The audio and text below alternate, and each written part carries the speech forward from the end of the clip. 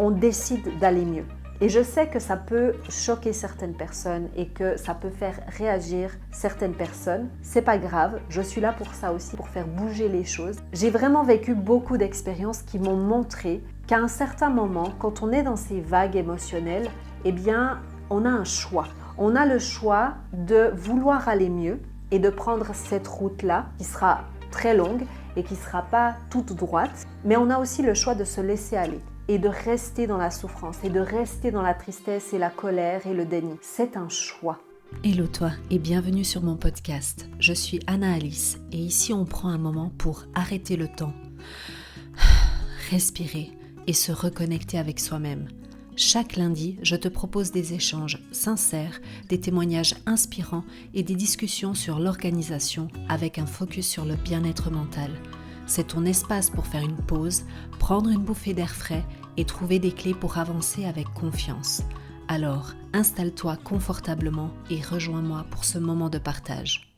Hello toi, j'espère que tu vas bien. Je te souhaite la bienvenue sur ce nouvel épisode de podcast qui est aussi filmé et qui sera posté sur ma chaîne YouTube. Et je voulais aborder cette thématique car elle est vraiment importante dans ma vie personnelle parce que j'ai vécu beaucoup de transitions de vie et je tenais vraiment à partager un peu plus de mon parcours parce que je pense réellement que le fait de pouvoir partager son expérience de vie peut aider d'autres personnes à se reconnaître et à se sentir moins seules. D'ailleurs, c'est ce que l'on fait chaque mois à travers le Blossom Group, qui est un groupe d'échange bienveillant qui est là 2 fois par mois pour qu'on puisse aborder des thématiques qui ne sont pas forcément très faciles à aborder avec la famille, avec les amis, parce qu'on a cette proximité et que parfois, évidemment, c'est pas toujours évident de partager certaines choses avec des personnes qui nous sont trop proches, de peur de leur faire du mal ou de peur aussi d'être jugé. Donc en tout cas, le Blossom Group est un lieu sûr où on peut être écouté et on peut aussi laisser et déposer ses bagages. Avant de commencer cet épisode, je veux juste t'encourager à t'abonner, que ce soit sur la plateforme de podcast que tu écoutes ou que ce soit sur YouTube, pour que tu puisses apporter le soutien à mon podcast. Pour nous, petits créateurs, le simple fait que tu t'abonnes, ça nous encourage à être repérés et à se faire connaître par le plus grand nombre. Donc je te remercie d'avance. Je vais d'abord commencer par une petite histoire, un partage personnel. Parce qu'il faut savoir que les transitions de vie, c'est un petit peu mon dada, pas quelque chose que je porte fièrement sur moi en disant voilà super j'ai passé par plein de transitions de vie, mais ça fait partie de mon parcours de vie et c'est vrai que c'est quelque chose qui a fait de moi la personne que je suis aujourd'hui. Tout d'abord, il faut comprendre ce qu'est une transition de vie. Une transition de vie, c'est simplement un moment dans ta vie où il y a eu un grand changement. Et comment tu le repères? Eh bien, c'est tout simplement quand il y a eu un avant et un après ce changement majeur. En fait, c'est souvent soit un défi, soit quelque chose de très heureux, mais en tout cas, ta vie n'est plus la même à partir du moment où il y a eu ce changement majeur. Les transitions de vie, ce sont des changements majeurs où il y a un avant et un après. D'ailleurs, ces changements de vie ont un impact non seulement sur nous, mais souvent sur un cercle un peu plus grand que seulement nous-mêmes. C'est-à-dire que ça fait un petit peu, moi je l'imagine comme un ricochet sur l'eau où tu lances ta pierre et ça fait des vagues de plus en plus grandes. Eh bien, j'ai l'impression que quand il y a un changement de vie, eh bien, ne va pas t'affecter que toi, mais ça va faire en fait des vagues sur d'autres personnes autour de toi. Après un changement de vie, eh bien, on a une vision de nous-mêmes qui change. Parce que évidemment qu'on ne peut plus peut-être certaines fois faire les choses que l'on faisait dans le passé. J'imagine dans le cas d'une séparation ou d'un divorce, concrètement notre vie change parce qu'on a peut-être des amitiés qui se cassent aussi après parce qu'on avait des amis avec la personne avec qui on était et que par conséquent on n'a plus contact avec ces personnes. Bref, ça nous change aussi notre mode de vie et notre personne. Comme je t'ai dit précédemment, dans ma vie, j'ai vécu pas mal de changements de vie, de transitions de vie, notamment beaucoup de déménagements, beaucoup de changements d'endroits où j'ai habité. Alors pour la plupart, ce sont des déménagements qui ont été décidés, surtout depuis que je suis adulte, que c'est moi-même qui ai choisi de déménager, mais durant mon enfance, mon adolescence, mes parents ont énormément déménagé. Et ça impliquait beaucoup de changements après dans ma vie, parce qu'on peut bien s'imaginer que quand on déménage et qu'on est encore jeune, eh bien qu'on va devoir changer d'école, qu'on va devoir changer d'amis, et tout ça, ça demande énormément d'adaptation. Donc c'est vrai que tous ces changements, eh bien, ont fait de moi quelqu'un qui s'adapte très facilement à des situations, donc c'est quelque chose de positif. Par contre, quand on vit le changement au départ, eh bien, on ne le vit pas forcément de la meilleure manière qu'il soit. Des fois, on sent que le changement est un peu imposé, qu'il nous est un peu imposé et que, eh bien, il faut qu'on fasse avec. Et c'est clairement, quelquefois, ce que j'ai senti. Mes parents ont fait ces déménagements parce que pour eux, c'était quelque chose d'essentiel, que ce soit pour le travail, que ce soit pour avoir plus de place. Mais pour moi, en tant qu'enfant, je subissais ces déménagements. Et là, on passe en fait par des vagues émotionnelles différentes. Et ce qu'il faut comprendre, c'est que quand on a une transition de vie, on passe toujours par ces vagues émotionnelles. Et ce que je me suis rendu compte, c'est que en ayant plein de changements de vie, là je parle des déménagements, mais j'ai notamment été face au deuil à plusieurs reprises de personnes qui m'étaient très très proches. J'ai eu aussi des ruptures et c'est vrai que ce sont des changements de vie très importants. J'ai déménagé à l'étranger, donc là c'était vraiment plus qu'un déménagement, c'était un changement de vie radical. Et c'est vrai que j'ai observé cette situation pour comprendre un petit peu mieux aussi comment améliorer ma situation. J'ai dû regarder dans le rétroviseur et c'est ce que je te conseille aussi de faire.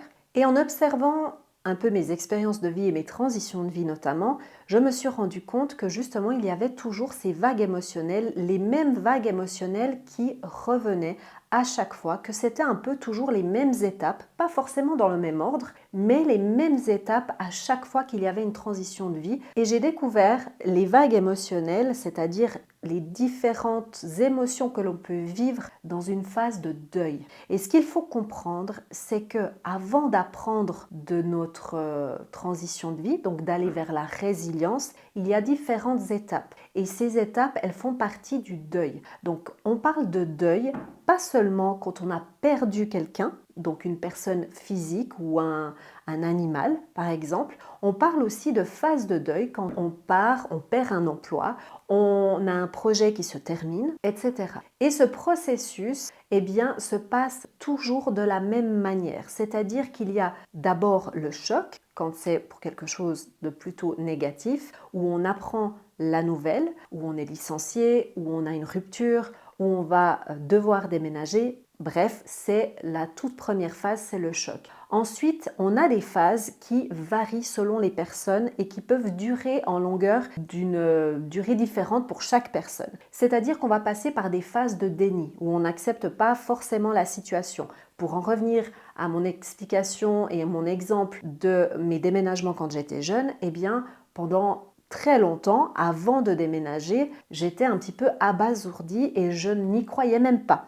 Je ne voulais pas y croire parce que pour moi, ma vie était là et je ne voulais pas forcément déménager. Je ne voyais pas quel était le potentiel que je pouvais avoir ailleurs et toutes les belles choses qui se sont passées par la suite. À ce moment-là, j'essayais de faire l'autruche et de cacher ma tête dans le sable. Il y a aussi une phase où il y a la tristesse qui vient et là c'est vrai qu'on peut passer par ces phases-là encore une fois dans un ordre comme un autre, donc il n'y a pas du tout d'ordre précis. Et la tristesse, eh bien, c'est tout simplement je sais ce que c'est, je sais que tu sais ce que c'est la tristesse, mais je veux dire, là, en l'occurrence, dans cet exemple-là, c'était vraiment à partir du moment où je m'étais rendu compte que oui, ça allait vraiment arriver, qu'on était en train d'empaqueter les cartons, et bien que ça allait se passer, eh bien je ne pouvais que être triste de ne plus pouvoir voir mes amis. Et je vous rappelle que moi je suis des années 80, donc je n'ai pas à ce moment-là de moyen de me connecter avec mes amis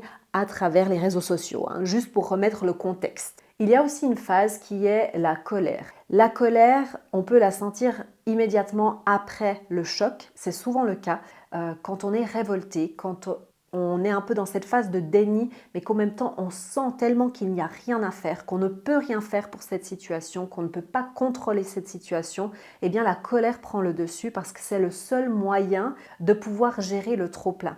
Et ces phases-là que j'explique très simplement, eh bien, sont les mêmes dans tous les cas où il y a un changement de vie. Du côté positif, si on s'attarde un petit peu plus à ce niveau-là, on peut se dire qu'il y a, entre guillemets, la première étape, le choc, c'est plutôt la nouvelle. En tout cas, on sait qu'on est enceinte, on est heureuse. Donc c'est aussi un choc quelque part, mais un choc d'une manière positive. Et on peut aussi avoir un petit peu ces vagues émotionnelles où on est très très très très heureuse au lieu d'être très en colère. Et puis ensuite, des fois, on a un peu peur. Donc on revient un petit peu, on descend parce qu'on ne sait pas comment est-ce qu'on va gérer la venue d'un enfant, c'est notre premier enfant, etc. Donc on a aussi ces vagues émotionnelles quand c'est un changement positif. Sauf que comme c'est quelque chose de positif, eh bien on arrive mieux à gérer ces émotions-là parce que réellement on ne nous apprend pas à gérer souvent en tout cas les émotions plutôt négatives. Durant cette première phase donc de vague émotionnelle par rapport au processus de deuil, eh bien il est important de mettre en place des habitudes pour prendre soin de nous. Cette phase transitoire n'est pas agréable et c'est vrai qu'il faut vraiment essayer plus que jamais à ce moment-là de s'écouter au maximum. La première chose, je pense, en tout cas pour ma part, que j'ai trouvé qui m'a énormément aidée, c'est déjà de mettre en place des bonnes habitudes, en tout cas des habitudes qui nous font du bien. Elles seront différentes pour chacun d'entre nous et il faut bien se connaître pour savoir qu'est-ce qui nous fait du bien. Parce que oui, ça semble facile de le dire comme ça. Moi, j'ai des années derrière moi où vraiment j'ai regardé dans le rétroviseur pour voir comment est-ce que j'ai affronté cette transition de vie et qu'est-ce qui m'a aidé. Donc, je reproduis ce qui m'a aidé dans des autres transitions de vie. Bref, certaines personnes ont peut-être eu moins de transitions de vie. Donc, c'est comme l'expérience, par exemple, si je prends cette métaphore un peu pour expliquer ça d'une manière facile, quand tu es dans un nouvel emploi, eh bien, tu dois apprendre ton métier. Une personne qui est là depuis 10 ans, 20 ans, 30 ans aura plus d'expérience dans ce travail que toi. Donc évidemment, elle aura des automatismes, elle aura des choses qu'elle mettra en place plus facilement que toi qui viens d'arriver. C'est la même chose avec les transitions de vie. Si tu n'as jamais vraiment vécu par exemple une transition de vie au niveau d'un changement d'emploi ou d'un déménagement, eh bien la première fois sera toujours un petit peu plus compliquée.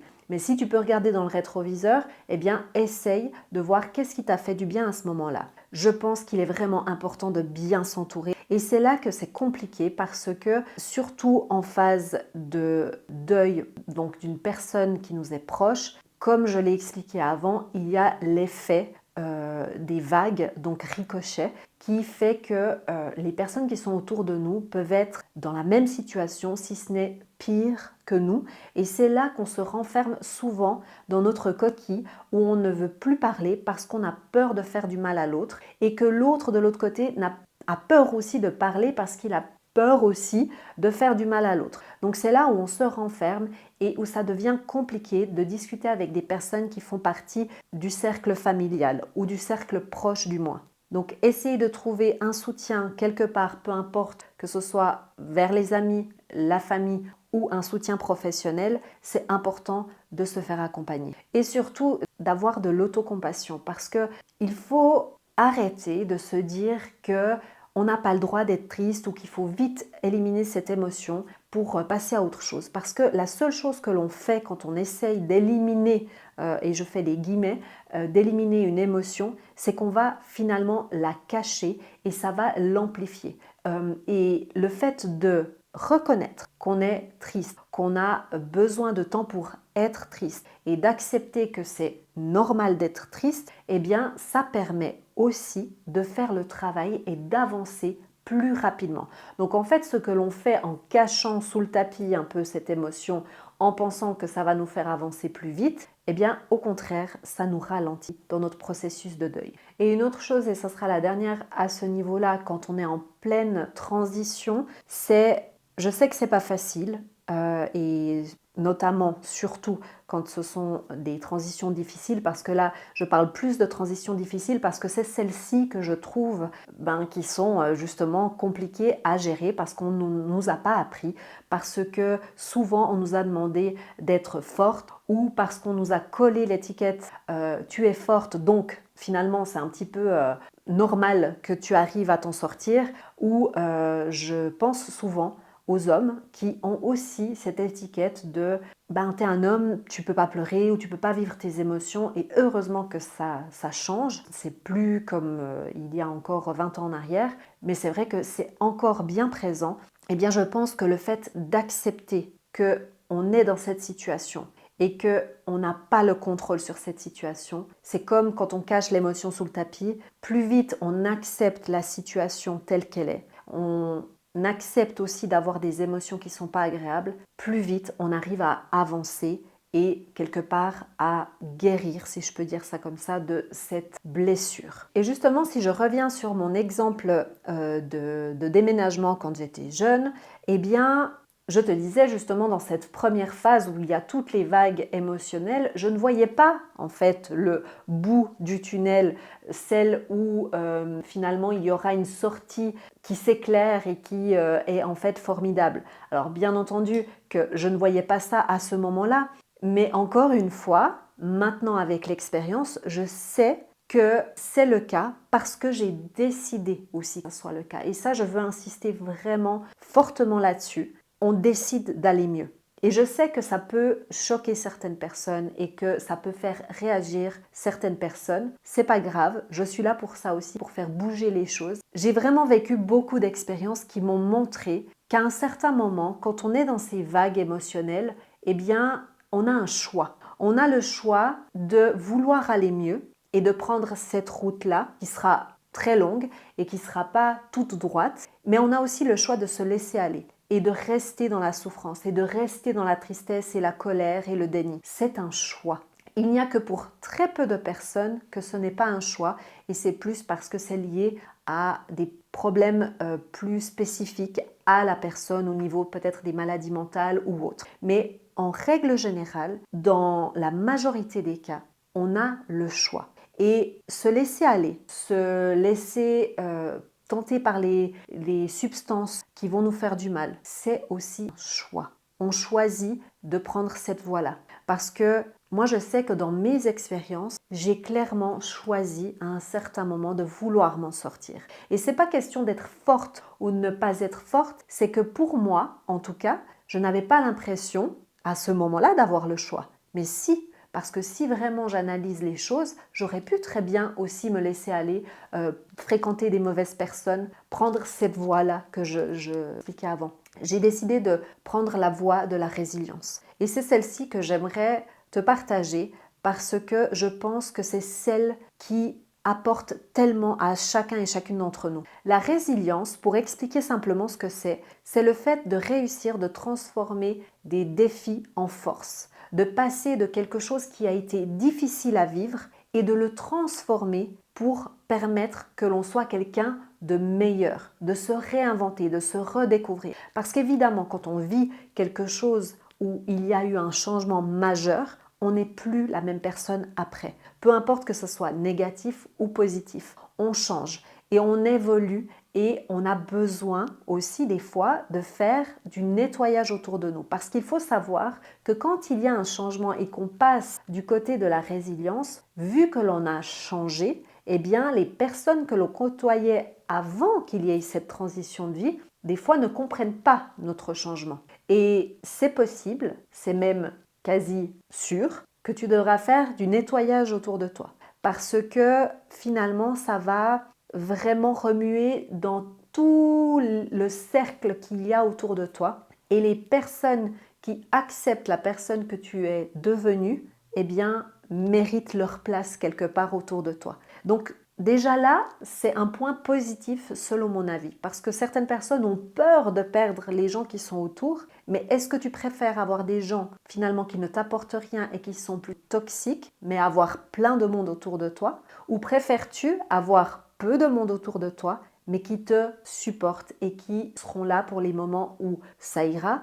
et les moments où ça ira aussi un peu moins bien. Donc effectivement, la chose la plus importante que je trouve et qui est la plus belle quand on passe par des choses difficiles, c'est le fait de pouvoir utiliser, j'ai envie de vraiment utiliser ce mot utiliser, parce que moi je me suis refusée à me dire que certaines choses qui se sont passées dans ma vie ne pouvaient être là que comme ça, par hasard, parce que je ne sais pas qui, le divin ou autre, peu importe si tu es croyante ou pas, a décidé que c'était comme ça. Moi, j'ai décidé qu'il fallait que j'apprenne de ces épreuves qui se sont dressées devant moi. Et c'est ce que je t'encourage à faire si tu es dans une phase de transition, c'est à te redécouvrir. Qui es-tu? Qu'as-tu envie vraiment au fond de toi? Pas par rapport à tes parents, à tes enfants, à ta famille, à tes amis, mais toi, qui es-tu vraiment? Qu'as-tu envie? Et je t'invite vraiment à faire ce travail intérieur pour découvrir la personne que tu es. Parce que souvent,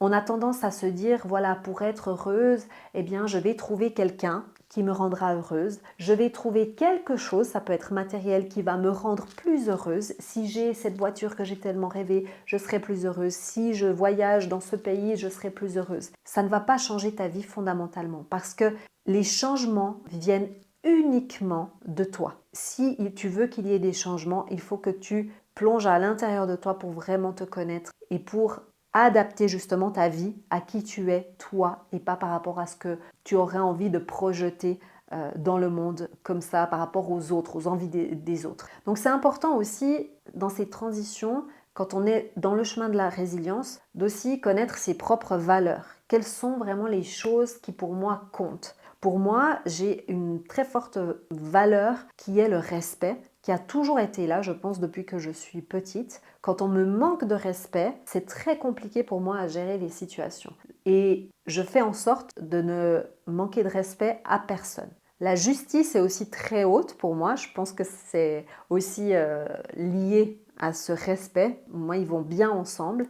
Et une valeur que j'ai développée bien plus tard, mais qui finalement, si vraiment je dois être honnête, je pense qu'elle était là depuis bien longtemps, c'est la liberté. Le fait d'être entrepreneur aujourd'hui, d'être face à cette caméra et de pouvoir parler dans un micro et de parler de ces sujets-là, c'est parce que j'ai cette valeur qui est importante pour moi, de pouvoir avoir cette liberté de m'exprimer. Et avec toutes ces choses-là, finalement, ça a fait que je suis la personne que je suis aujourd'hui. Et bien plus d'autres choses, parce qu'en fait, à partir du moment où tu prends aussi une décision pour toi, de changer ta façon de voir les choses, tes valeurs, tu vas te comporter aussi d'une manière différente. Et ça veut dire que tu vas aussi attirer des gens à toi, parce que vous allez vous diriger un peu dans les mêmes chemins. Moi, pour ma part, eh bien, j'ai toujours aimé la danse. J'ai recommencé la danse après toutes ces années où je n'en faisais plus. Et j'ai trouvé des gens qui aiment la danse tout comme moi. Et je commence à tisser des liens avec des personnes qui ont déjà des points en commun avec moi. Tu vois un peu le truc où je veux aller ? Donc pour moi, c'est important de comprendre qu'effectivement, dans les transitions de vie, eh bien, il y a des phases qui sont très difficiles à passer, qui sont compliquées parce qu'elles durent dans le temps, mais qu'à un moment, il y a une décision qui doit être prise et cette décision ne peut être prise que par toi et toi uniquement, en plongeant à l'intérieur de toi pour pouvoir justement savoir qui tu es et où tu as envie d'aller. Et c'est à partir seulement de ce moment-là que tu pourras effectivement aller sur le chemin de la résilience qui pourra t'aider à faire des choses qui correspondent à qui tu es aujourd'hui. J'aimerais savoir en commentaire, si tu as la possibilité de mettre des commentaires là où tu es, de me dire, toi, quel a été le changement de vie qui a été important pour toi et comment est-ce que tu as surmonté ça. D'ailleurs, je vais partager prochainement des épisodes de podcast qui sont un nouveau format, qui sont basés sur des partages d'expériences, des histoires de personnes comme toi, comme moi, qui ont vécu justement des transitions de vie, qui ont passé par des choses qui ont été très compliquées dans leur vie et qui ont su rebondir sur ces expériences de vie et en faire des forces. Et je suis vraiment honorée de pouvoir apporter ce nouveau format sur le podcast parce que je trouve que c'est avec les expériences de chacun et chacune qu'on arrive à avancer et surtout qu'on se sent moins seul. Donc, ce nouveau format arrivera aussi vite que possible sur ce podcast. Je t'invite, si toi-même tu as une expérience de vie que tu aimerais partager, où tu as eu justement ce chemin vers la résilience qui peut donner courage à des personnes qui passent par la même chose que toi, à m'écrire sur mon email hello@lacasabloom.com pour que l'on puisse échanger et que tu puisses peut-être être ici sur ce podcast pour témoigner de ton histoire. Et si tu as besoin d'aller plus loin et d'être accompagné dans ton chemin de vie pour aller vers la résilience, pour pouvoir mettre des choses concrètes en place d'une façon plus holistique, c'est-à-dire où on va plutôt regarder ton espace de vie pour te sentir bien, pour être bien chez toi et bien en toi, parce que c'est le but de la Casa Bloom ici, c'est de pouvoir combiner toutes ces choses-là et pouvoir faire en sorte que tu puisses être bien chez toi pour avancer dans ta vie, pour mieux te connaître et pour aller justement chercher cette personne que tu as envie de devenir. Donc si tu veux aller plus loin, j'ai les coachings individuels qui sont présents sur mon site internet où tu peux avoir un accompagnement sur mesure, mais tu peux aussi rejoindre le Blossom Group si tu préfères un accompagnement en équipe avec un groupe où on partage des expériences, où on se retrouve 2 fois par mois pour en parler. Et là, c'est un prix un petit peu plus doux, c'est 40 € par mois et il y a 2 sessions où ça nous permet de nous retrouver et d'avancer ensemble. J'espère que cet épisode t'a plu, je te dis à bientôt et n'oublie pas de suivre tes rêves car ils connaissent le chemin. Bye! Mouah.